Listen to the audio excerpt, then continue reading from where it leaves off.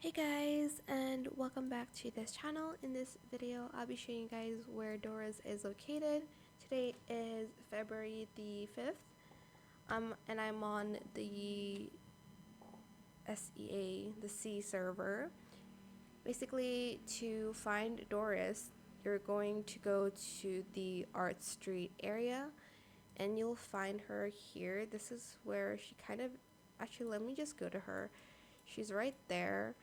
So this is exactly where like the point is, and you can pretty much buy some items from her.